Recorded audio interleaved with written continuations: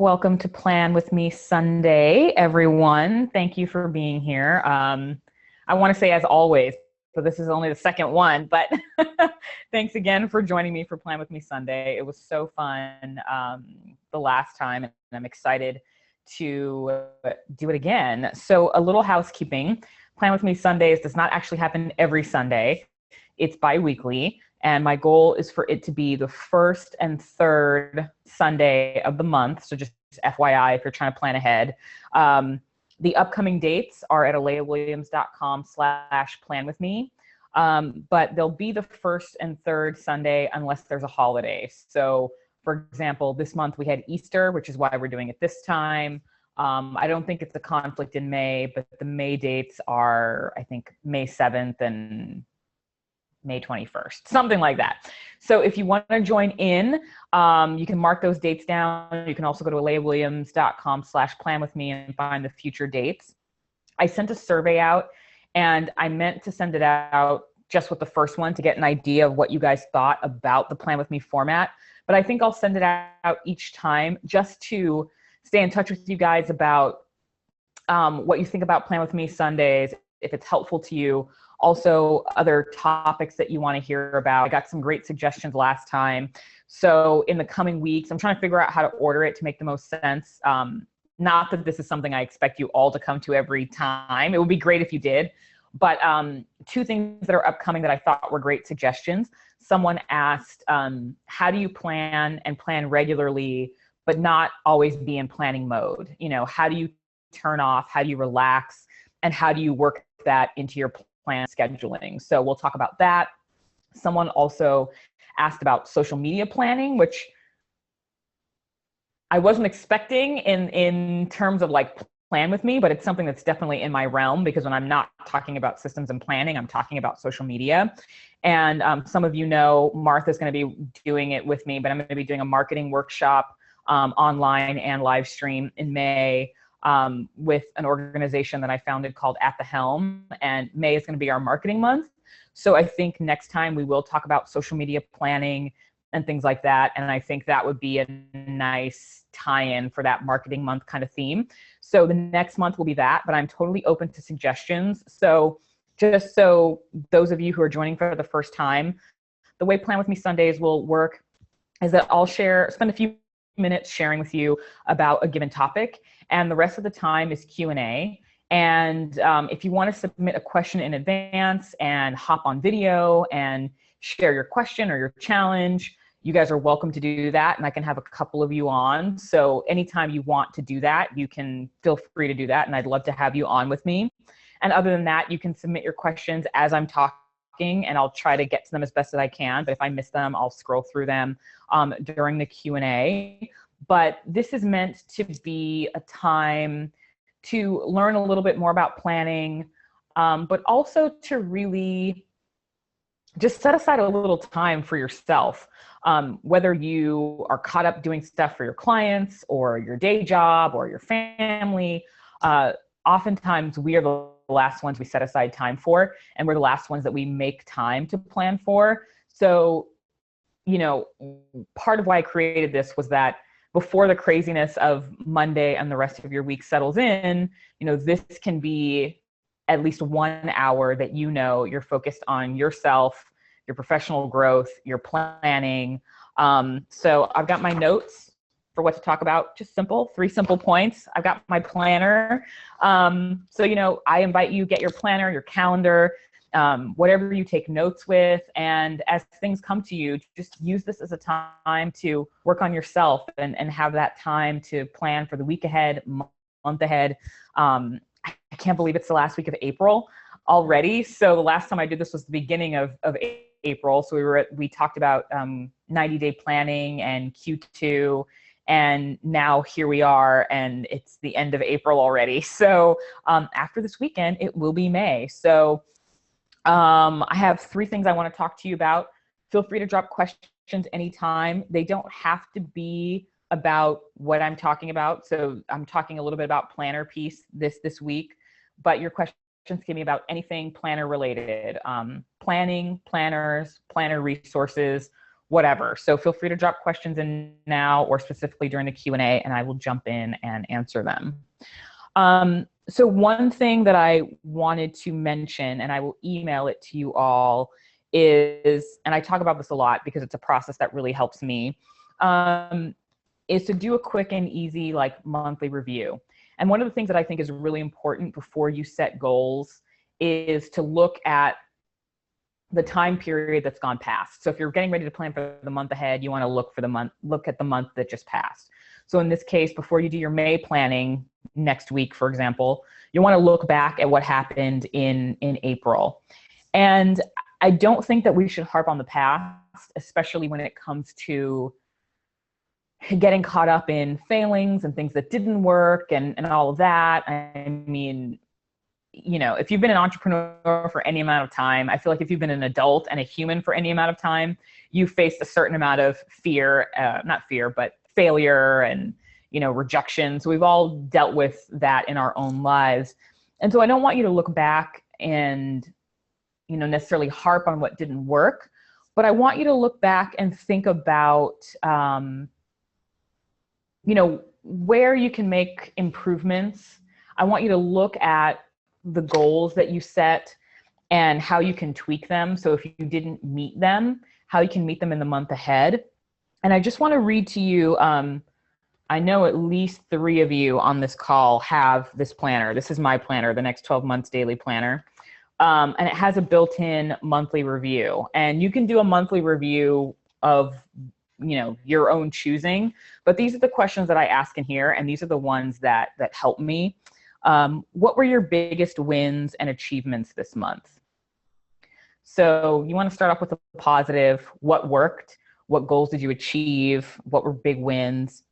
And then you want to look at what were your challenges. So what was tough? What didn't you accomplish? Those sorts of things. What will you do differently next month? And, you know, we've all heard the thing that like insanity is doing the same thing over and over again and expecting the same results. It's kind of like that with planning. So if you went about your month this month, however you went about it, and you didn't reach your goals for some reason, but you want to reach them in May or June or whenever you're going to next attack the goal, you're going to have to do something differently. So you want to look at what you did this month or this quarter, whatever time period you're looking at, and think, okay, what did I do? And how do I change that behavior?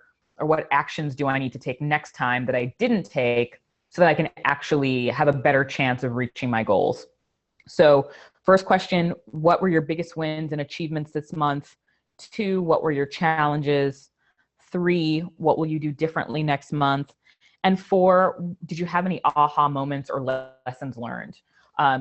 It's always good to look and see, you know, what you learned. We're constantly learning, and I don't think that we take enough time to single out and appreciate what we do learn along the way. Learning is not just for kids in school. We are constantly learning all the time. And even though in the Next 12 Months Weekly Planner, and I think I'm speaking, you know, not for myself, but also for those of you who I know have the planner, this is the monthly review, but I actually add to it throughout the month. So when I learn something, I just jump straight to the monthly review and I just start like keeping track of the things that I learned. I don't necessarily wait till the end of the month because stuff is constantly happening and I don't want to forget. And I also asked what worked well this month and what wasn't so hot. And even though, again, these are monthly review pages, I constantly take stock during the month and write them down so I don't forget what I learned, what worked well, what didn't work well, and things like that. So definitely set aside time for a monthly review, but you can also make your monthly review easier and quicker if you're kind of keeping track of your wins and challenges and what you've learned along the way. So that's one aspect. So when I do my kind of what I call quick and easy monthly review, one thing is looking at my goals and achievements. So that's one thing. Another thing I encourage you to look at is your budget. So where do things stand right now? You know, in terms of obviously money currently in your accounts, but outstanding money that's coming your way, things that you're about to bill, but also what your expenses are. If there is something you need to invest in, whether it's a resource or you're hiring someone or you're going on a trip or you're buying a ticket to a conference, think about what your budget is going to be by looking at the previous month or period, taking stock of that and planning for the month ahead. So that you know what you need to do. I mean, maybe you can just continue the way things are, but maybe you need to pick up an extra project. Maybe you need a whole new client.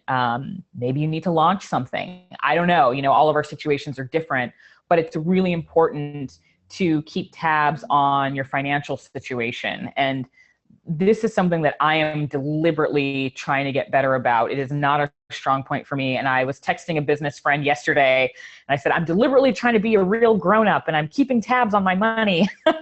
And so for some of you that may be easy. For some of you, it may be a challenge like me, like it is for me.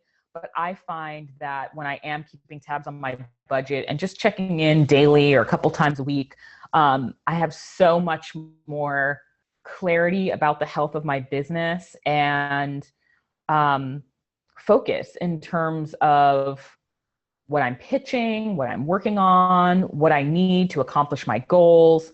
So again, you want to look at your goals and accomplishments. You want to look at your budget. The third thing that I look at in my monthly review is my prospects. So I kind of look at my prospect list and I take that time to follow up with anyone that I haven't heard from or anyone it's the ball's in my court to get in touch with.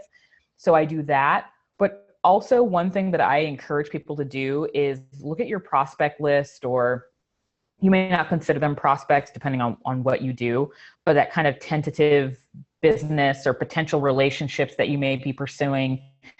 And if there's someone that you've reached out to and spent a lot of time reaching out to and you're not getting anything back from them, it may just be time to let go. And that may be a hard thing to do if you're thinking like, okay, I really need the money and I really need this next client. And I've been there, so I get it. But I've also seen how those people can be huge energy and time sucks. And there's so much business out there. There are so many opportunities. And if you're not working with someone else, there are opportunities to create things yourself.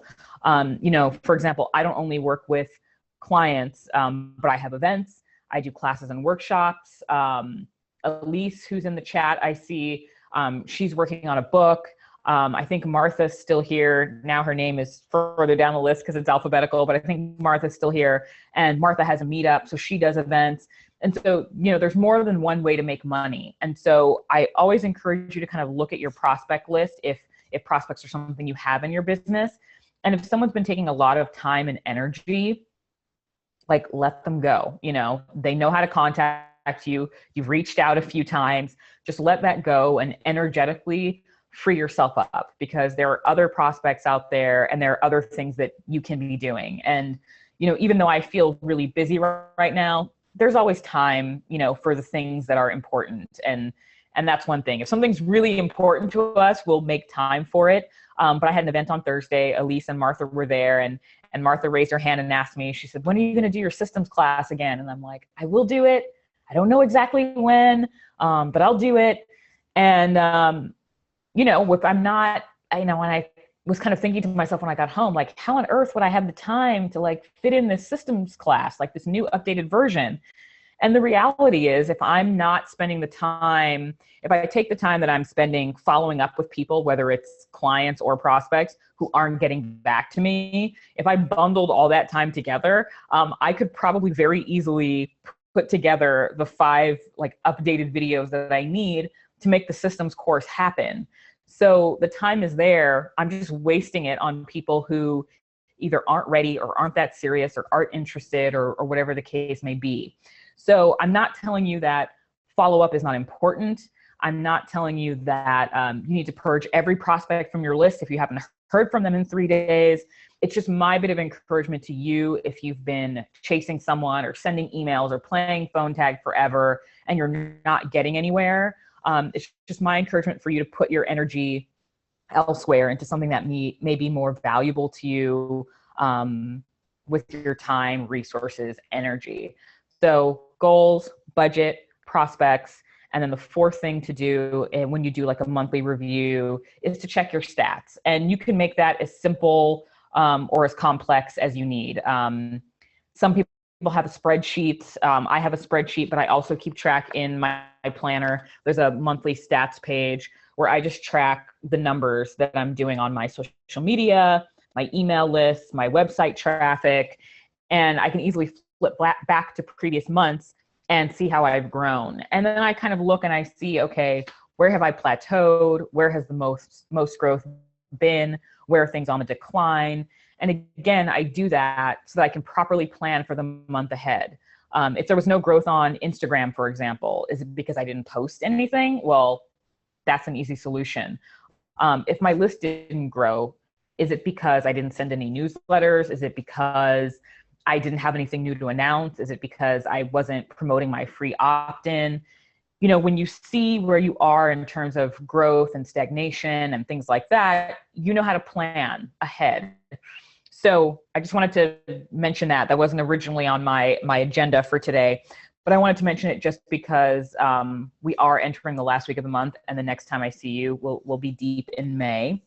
So that's what I do for a quick and easy monthly review: goals, budget, prospects list, and stats. So take a look at that. And when I do the follow-up email, I can link you to a blog post I have that talks about that. But on this session, I wanted to talk a little bit about Planner Peace, in addition to talking about any questions that you all have for me this week. And for some of you, it may not be a term you've ever heard of, but I'm in a lot of planning groups. And yeah, there are planning groups. There are some of us who are like nerdy enough that not only do we have planners, but we get into Facebook groups and talk to other people about planners. That is what we do. It's actually a thing. And some of these groups are huge. And one of the things that I see often, and whether you see this or not, it could still be happening in your life, but one of the things I see often is that, yes, top 3 groups. Remind me in the end at the Q&A, and if so that I don't forget. But one of the things I see a lot, and I don't mean this as a slam, I just see it so often that I really wanted to talk about it, is that people get so caught up in the tools, or the accessories, or the buying, the shopping. And sometimes people don't expect me to talk about this because I have a planner and, you know, I sell the planner and I want you all to have the planner. But as I talked about in the first Plan With Me Sunday a couple weeks ago, you know, my planner may not be for everyone. The most important thing is that you have the resource, tool, or whatever that best suits you, whether that's my planner, a Google planner, a Franklin Covey planner, you know, whatever it is. You're not going to plan and be successful with it and consistent with it unless you're using a tool that is suited for you and your life. And what often happens in these planner groups, or when we get caught up in a new thing, like if planning is new for you, you may get excited when you start Googling and seeing all the resources and products and all that stuff. But like any other area of life, what I'm seeing happen a lot with planning is it's becoming a shopping trap. I'm literally seeing people post daily about their trips to Michael's and Staples, and they've got 6 or 7 planners, and they're buying planning accessories, and they're obsessed with pens. And I didn't bring my pens. I actually do have several pens, but I just love pens. And, you know, we all have our thing. So it's not that it's in and of itself it's bad, but what I'm seeing a lot is that people are getting caught up in having the latest accessory, similar to the latest technology, like the latest accessory, the biggest selling planner, all the accessories. Some of you, if you're creative in here, you've probably heard of like washi tape, which until I joined these groups, I didn't know what the heck washi tape was. What? Why? You know, and I bought some and I'm like, what do I even do with this? This is not how I plan. And I'm not judging at all. Like, I love these groups because I love going in and seeing people's planner spreads. And again, for those of you who aren't familiar with the terminology, the spread is in whatever planner you have. It's like whatever the 2-page spread is. And people will decorate their planners and they'll spend like an hour decorating before they even plan. And I get it. It's therapeutic. It's creative. But when I see people buying their 6th and 7th planner, and they have one planner for meals and one planner for their kids and another for their business and another for this and that, I'm just like, okay, let's slow down. So I'm talking about them, but I'm also speaking to you if this is you. And it's also, if it's not you and you're new to planning, this is like a cautionary thing for you. I see so many people getting caught up in it, and I try to ask without sounding rude, but I'm like, when do you actually plan? And if you're doing this purely to be creative and it's your creative artistic outlet, great. But that is not planning. That is your creative artistic outlet, but it's not actually planning and working on your goals and getting things done. There's nothing wrong with being creative and artistic, nothing at all. But that's very separate from creating your plans, taking action, checking things off your list, and moving goals forward. Again, I love looking at this stuff. I'm in bullet journaling groups. I can't bullet journal to save my life. I hate my handwriting. Like, this is my list for today. This is my gross handwriting, you guys. It looks better when I'm slow, when I write slower, but like, I don't love my handwriting. Bullet journaling is intimidating to me, but I'm in bullet journaling groups because I love how people turn their planners and their journals into art. Like, I love how beautiful they make them. But that's one thing. And making the time to actually plan and accomplish things and get through your goals is another.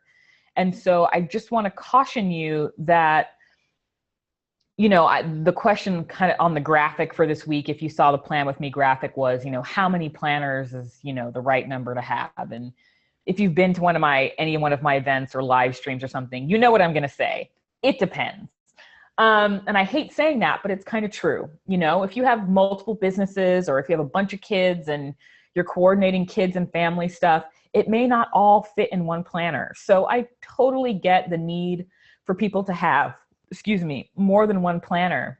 But if you have a fitness planner and a meal planner and a family planner and a day job planner and a business planner, and you're writing all these different things down, some people have faith planners, whatever, like none of it in and of itself is bad. But if you're at the point where you're writing in multiple planners and maintaining and decorating and buying accessories and reading about planning and doing all these things, my question to you is, when are you actually planning? Those other things are fine, but it's really key that you're still, outside of that, making time to actually check in with what's in your planner and getting it done. I should actually flip to this week if I can find it. I just did my planning this morning. And some of you may follow me on Instagram, but I posted this morning, and it's very true. Planning doesn't have to be super time consuming. And I think I talked about this last time. You can take as much time or as little time as you need, but there's always time to plan. I went to the laundromat this morning and I took my planner with me because what am I really going to do when the clothes are in the washing machine? And I just did very simple planning. I mean, I had my planner, I wrote my priorities, my to-do list, like the major highlights of each day. And I actually finished that in 10 minutes. So I was actually pretty bored. Like, I should have brought a book too, because my planning process didn't take that long. As I mentioned before, I keep my appointments on my Google Calendar just because that syncs with everything. But, you know, for planning purposes, I have my planner and notes and things like that. And also in here, you know, there's the marketing tracker. So actually each week I write down what my goal is for each platform. I don't always meet it. I'm not perfect. But I have a plan to fall back on. So this week, I just want to look at Twitter and Instagram and what did I say? Twitter, Instagram, and Facebook I want to look at this week. So I didn't set a LinkedIn goal. I sent a newsletter last week. I don't send weekly emails. So I don't have a newsletter goal this week. But on here, I just like to write what my goal is so that as I check back through the week, I know if I'm on track or not. And all of this took me less than 10 minutes when my clothes were in the washing machine. So I was done with my weekly planning before the spin cycle. Should have taken a book with me. But, you know, that's the thing. It's about building a habit, and then it becomes easy. It doesn't have to be time consuming. I shared this week at an event I had, and I might have shared it the last time too, but ever since 2011, I've been planning my day every single day. even if it's a Sunday like today, where all I'm doing is having brunch and doing this call, I still get out a piece of paper, write down what I'm doing, and it takes me a minute. And it used to take me longer, but I've been doing it for 6 years now, every day. And so now it takes me a minute, and I plan my day. And I often get off track, but at least I have a plan to fall back on. And if I'm off track, if something comes up, I always have something written on that piece of paper or in my planner, what I wanted to accomplish for the day. And anything I didn't accomplish, I can either decide that's not important, I'm not going to focus on it, or I can kind of transfer and carry it over to the next day or the next week, whatever the case might be. But planning does not have to be a complicated process. And if you have the right tool or system for you, it should not be a complicated process. So if you're spending an hour planning, and an hour's not that long actually, but if you're spending an hour planning, I assume you're going into some depth with it. Like I easily spend an hour planning marketing, no problem. There's the launches, the copy, all the different aspects that go into, let's say, some kind of launch. But just in my overall weekly planning, I don't spend an hour, and I don't need to. And most of you don't need to either. So again, that's kind of what the Plan With Me Sunday is, just to kind of get you in the habit of setting the time aside to focus on you and what your plans are, but to get you in the habit of creating that time for yourself, because we all know that, once Monday comes along, things get busy. Random things happen, and you may have the best of intentions, but you may not get to that thing you meant to get to. So set aside the time, and I call it kind of top loading. So I like to top load I didn't come up with the phrase top loading, but this is how I use it. I top load my week and I top load my day.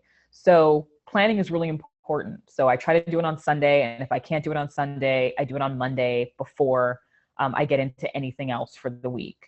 And when it comes to my daily planning, I try to do the most important things first, because inevitably something happens during the day that, like even the best laid plans change. So I try to get the most important things done in the morning, so that if, my schedule gets out of whack in the afternoon, I don't feel like I missed a huge deadline, or I'm totally out of whack with something that's super important. So I top load my week, top load my day, so I get the most important things done at the top of the week, in the morning as much as possible. And that may be different for you if your peak time is different. My clock is like all out of whack. I'm in Pacific time in California, and I have clients in New York and Australia. And so I'm talking to people at 5 a.m. and 10 p.m. So whatever, but it's, so think about what time is best for you. But I find that I'm better doing planning in the morning, and doing most important tasks in the morning. Because like by 2 a.m., I need a hardcore nap. And if I have the kind of schedule that day that allows for a nap, it may take me a while to like get completely fully, conscious and back into working again after that afternoon nap. So for me, it's really important to get things done in the morning as early as I can. So what works for me may not work for you. So think about how your week is set up, how your days are set up. And I suggest for most people that top loading will work, and make that time for planning. So yes, it's sort of cheating to say how many calendars and planners, because there's no set number for all of us. But for me, I found that it's 2. I tried 3 and I have failed, and I can tell you a story about that. But my 2 are the planner that I've been showing you, the next 12 months planner that some of you have. I think several of you on here have it. I use that, and I use my Google Calendar, like I mentioned, for actual like hourly appointments, calls. If people, prospects or business contacts, whoever, want to schedule a call, I use an electronic scheduler. And so it's really important that each of my appointments are in my calendar. People can't sync with my planner. They can sync with my Google Calendar. So those are the 2 things that I maintain. And I, coming into this year, had a lot of personal, financial, and health related goals. Excuse me. And I didn't think that they would all fit in my business planner because I have two different businesses that I'm working on in my planner, my consulting business and the business I mentioned at the top of the call, At the Helm, that does events and things like that. So I figured with two businesses and these detailed health and financial goals, it's not all going to fit in one planner. So I got this other planner that people recommend highly. It's called the Happy Planner. There's nothing wrong with the planner itself. So I have no problem saying the name, go out, research it if you want, if you're looking for something. And I got it, and I tried decorating it, and I just realized I'm not one of those decorating, planning people. Like, I just want to plan. Like, sometimes it feels good, but then I'm like, this isn't what makes me feel good. What makes me feel good is writing down what I want to accomplish and focusing on it. But I know other contacts, people who are very close to me that I respect highly, they love the decorating aspect. I mean, they're all about it. So that's good. That works for them. That's not me. So I was keeping, the next 12 months planner and doing my business stuff in there. And in the Happy Planner, I was putting all my financial and health related stuff. And I was good, for the first couple of months. But honestly, 3 planners, between my Google Calendar and the 2 planners, that's just like too much for me to deal with. And then I'm like, do I carry both planners with me? Do I write in these every day? And I found when I was using the personal planner, I wasn't really using the business one, and vice versa.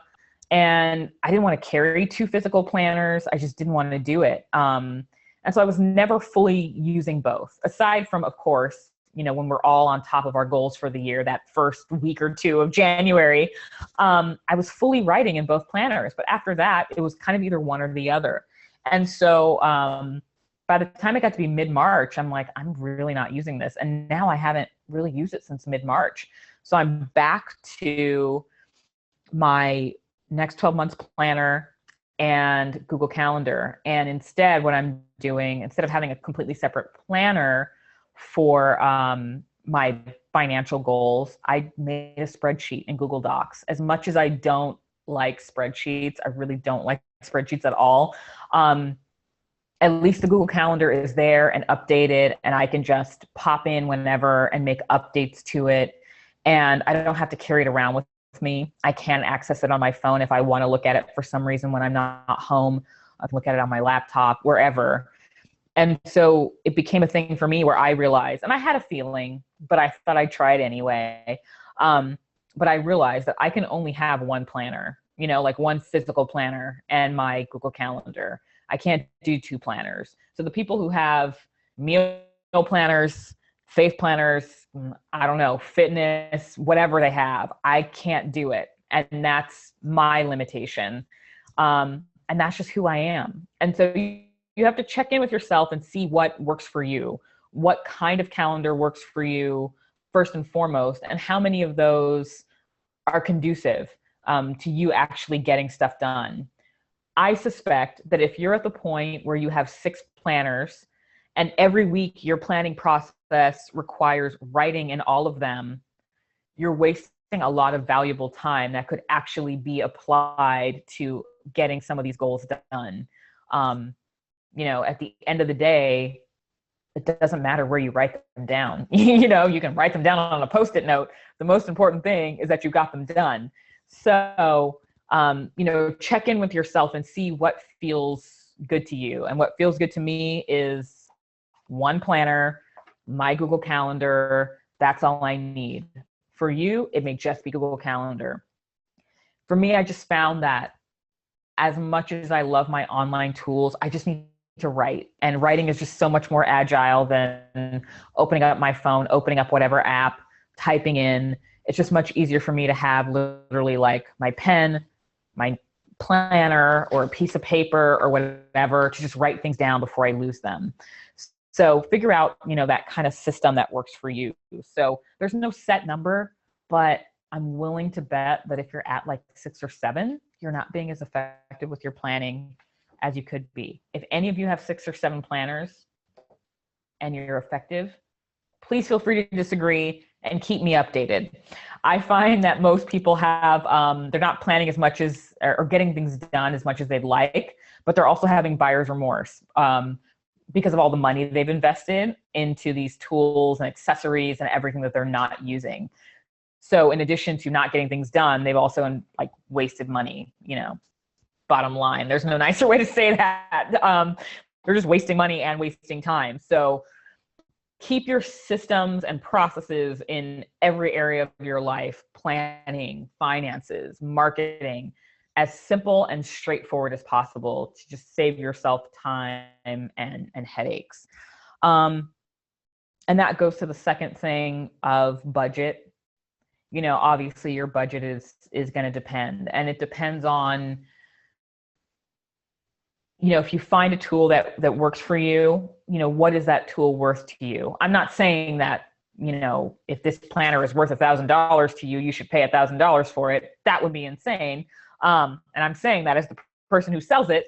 But, you know, if the planner is $30 or $40 and there are planners on the market that are $50, $60, $75, you know, it's not cheap. It's an investment. But if it's a tool that is actually going to help you stay on track, stay organized, help you keep your thinking clear, help you accomplish your goals, I think $75 is not unreasonable. I have never paid $75 for a planner, but if it's something that's really going to make my life better, $75 is a small investment.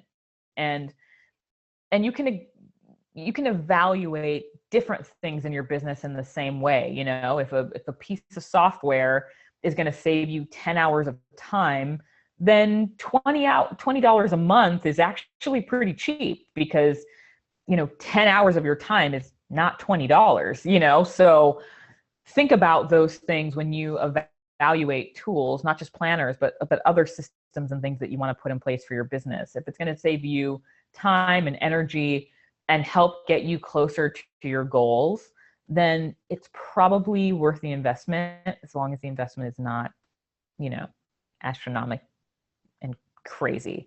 I've never seen $1,000 planner, but I don't doubt that at some point someone is going to jump on the planning trend and have a planner that's over $100. There may even be one that exists. I just haven't seen it. So if any of you have seen that, feel free to share that $100 planner with me, because I would love to know what is held on those gold, 14 karat gold lined pages.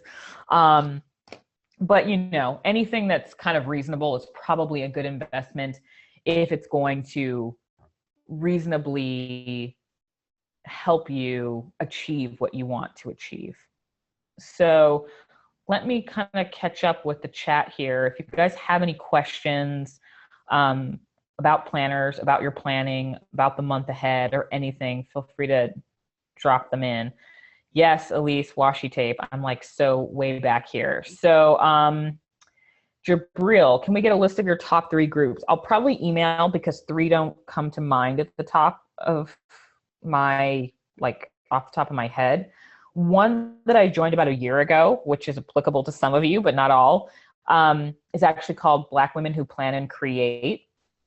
And there's good stuff in there about planning, but that's also one of the first groups where I really saw people who just all day long talked about their trip to Michael's, their trip to here and there, and what they bought. And in addition to a lot of people feeling like they weren't getting things done, which is where the whole planner piece comes from, is that there was always this sense of, I need the latest accessory. I need that new planner or new thing that the Happy Planner company put out. Michael's is having a sale. I need to go buy this thing that's on sale because Michael's is having a sale.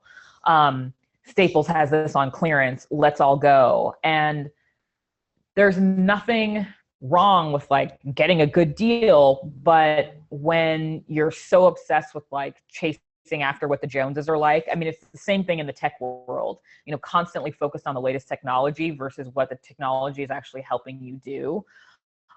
That's where it can become a problem. But what I love about this group is that I think they are over 10,000 members now, but it's super positive.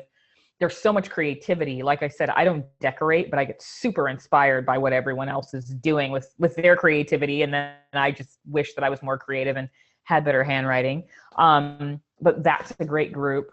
There are some great bullet journaling groups. I don't know the specific names because they all start with a bullet journal something. So I'll send it in the follow-up email.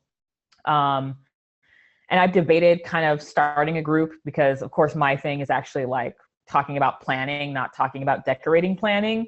And instead of starting the group, I started this Plan With Me Sunday, but I'm not opposed to starting a group if it's like a fit at some point. So Black Women Who Plan and Create is the name that sticks with me, but the other groups I will send in a follow-up email because I think I'm in like a dozen. I love talking about planning and I love actually planning. So it's not just talking about it and the looking at the spreads. I actually do the planning. Washi tape. Yes. Look, Ty, I love a stationery store too. I love Michael's. I love Paper Source, Staples. I don't know if any of you are 30 Rock fans, but if you watch 30 Rock until the end, there's this point where like Liz Lemon is dating someone and they go to like an office supply store. Like they can't say it's Staples, but like the people are wearing red. And like Liz Lemon is like getting paper clips thrown on her. And it's like all very like, you know, cheesy sensual, but like basically like she's in love with office supplies.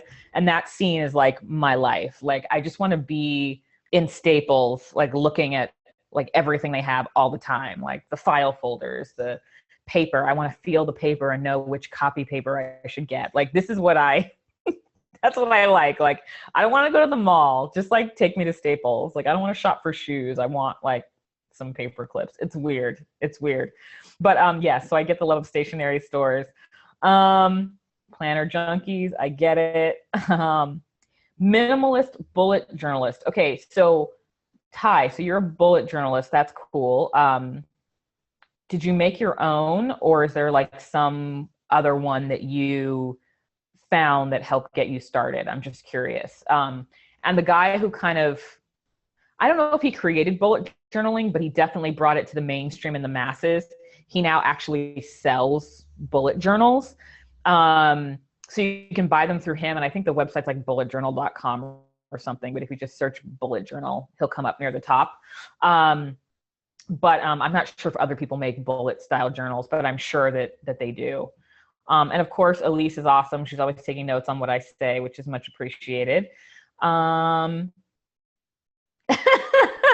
Yes, so Tasha is in Black Women Who Plan and Create. That's probably where you saw me post this, unless you're on my list. But yeah, people get so into whatever the hottest pen is. And I went and I tried the Tool pen, and I'm like, this is exactly like my Papermate, like, I forget, I don't even remember what it's called. It's not the felt tip pen. It's like the Inkjoy gel. So I tried the Tool pen and I'm like, it's just like my Inkjoy. Like this is no different, but everybody had to go get the Tool pen. And it becomes, again, just like tech, just like fashion, just like anything else where people are chasing trends instead of getting to the heart of the matter. And it's fun, you know, it can be fun. Especially for me and pens. Like I'm a pen nerd. Like I have a little, some of you might have seen it on Instagram. Like I have this pencil pouch that looks like a bookshelf, and that's where I keep my colored pens. Like that's as much decorating as I do. You know, like I write the word invoicing on my planner in green. Like that's what I do. And that's all I need, you know, like I don't need the stickers and the this, that. I tried it. It doesn't fulfill me.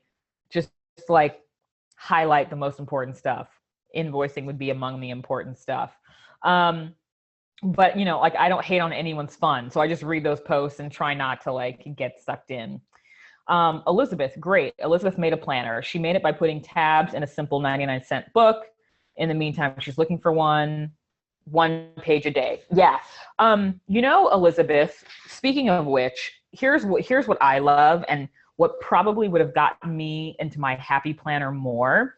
The way I bought my Happy Planner was I got one that was already dated for 2017. So it had the monthly pages and like a weekly spread. And the weekly spread is cool and everything. I'm getting used to the format. It's in another room. I should have brought it here for this one so I could show you guys the inside. But it's not, you know, if you're used to a more traditional planner or calendar like mine, well, not that mine is traditional, but mine has a more like traditional weekly format or daily format. The Happy Planner, the Erin Condren Planner, those are a little different because they just have these like boxes on them. And a lot of people use them for like morning, afternoon, evening kind of thing.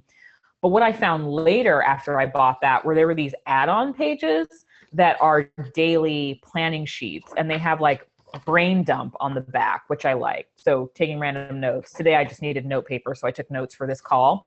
But they have these pages, and you can do your top priorities, your to-dos, and your scheduling.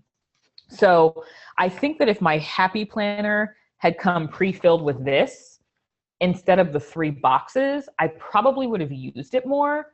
But again, they're actually going for that crowd that likes to decorate and use washi tape and stickers and all that. Like, I'm telling you, these women, I mean, it's like art, it's like scrapbooking, it's like whatever, depending on what their skills are and interests are, but they go full out. And I'm more of like this type of planner. So this sheet is actually pretty practical. And you can buy Happy Planner covers, the rings, you can buy those on their own, and then just buy these filler papers.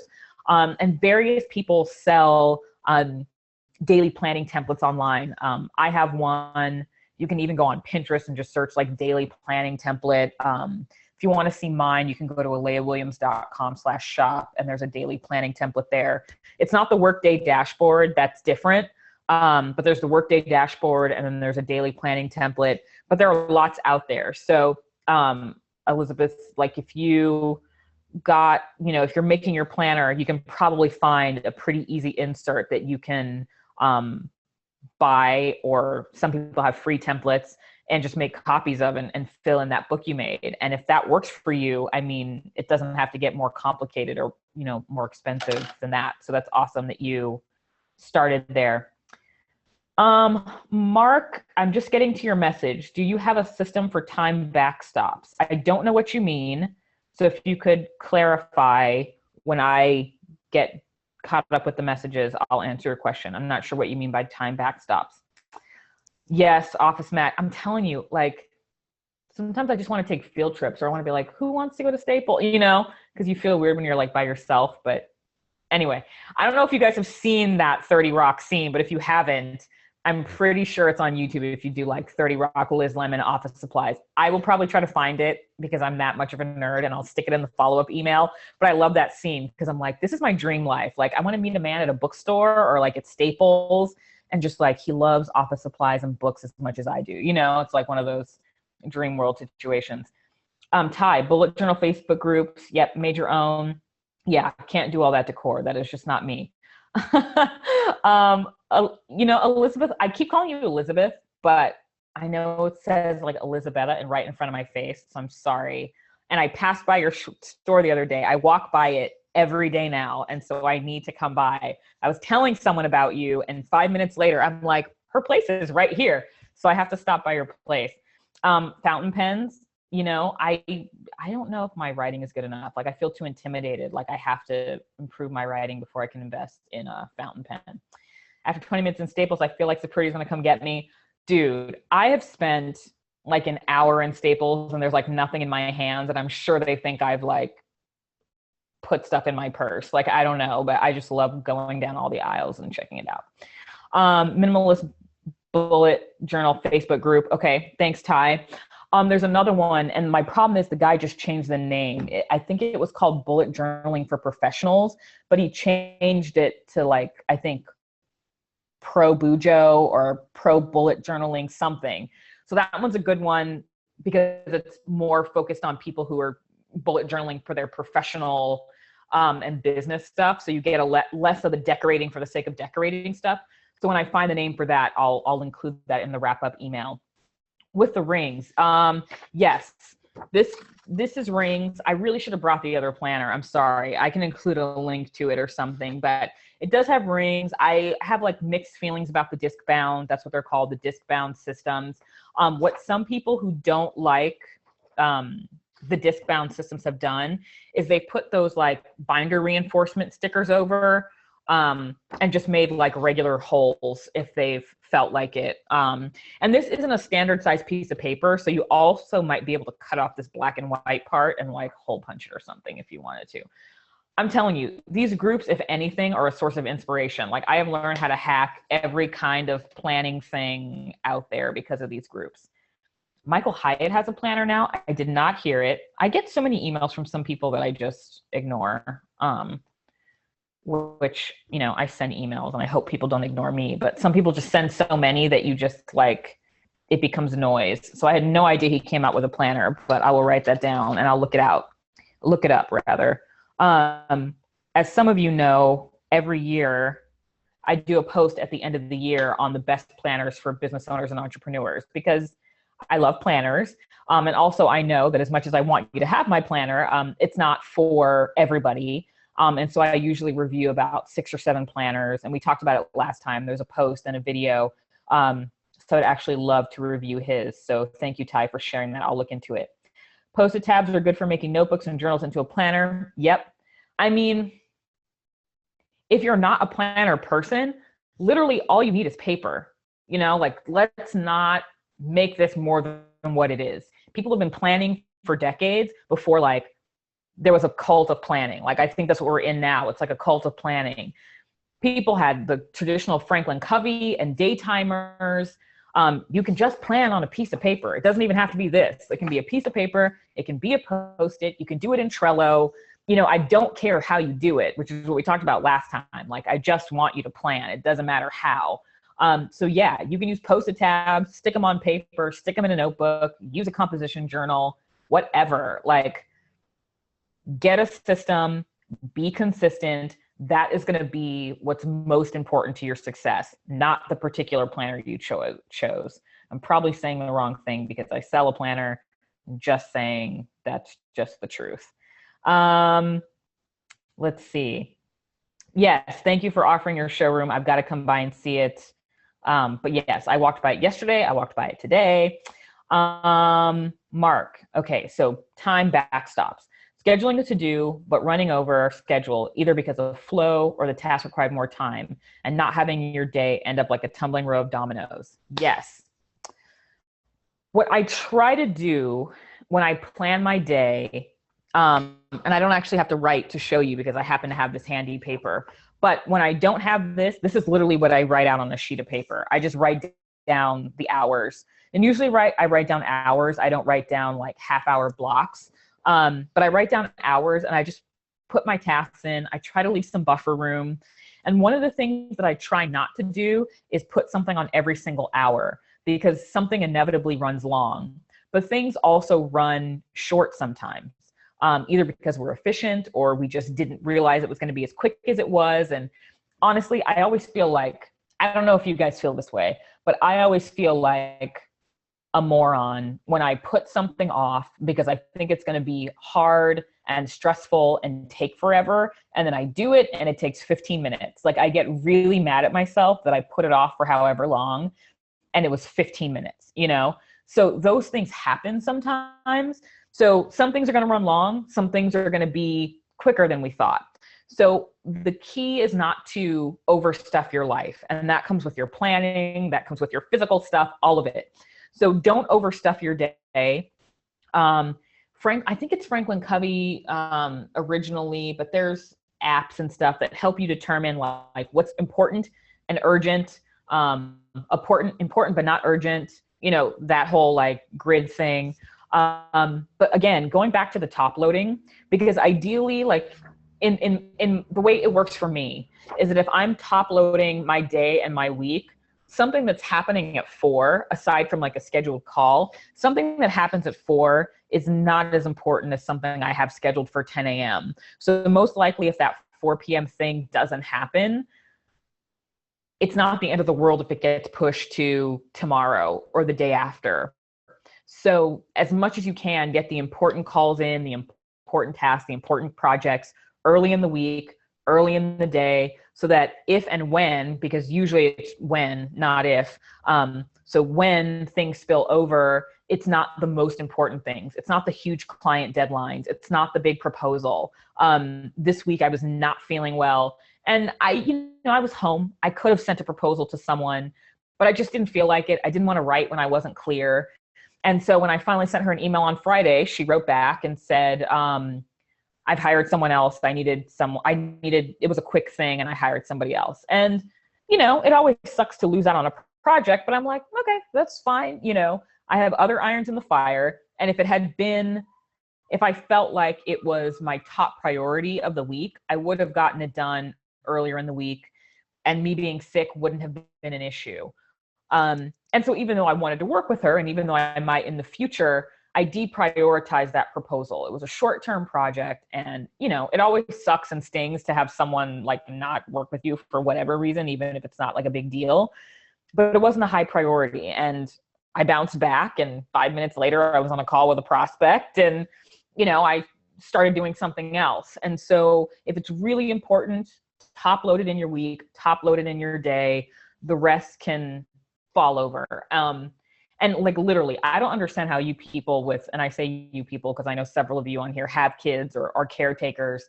I am single, I am childless, and I like try to get as much done as I can. Those of you who have parents and partners, like I'm constantly tipping my hat to you for like getting anything done, because I don't know how you snap to it, but like, I don't know how I would get anything done if I was responsible for anyone other than myself.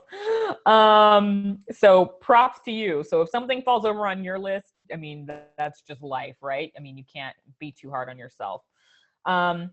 Liz Lemon Supply Store. See, I love Elise because she always comes through, whether she's helping me in person at an event or on the chat, she just finds it. So there's the Liz Lemon Supply Store scene.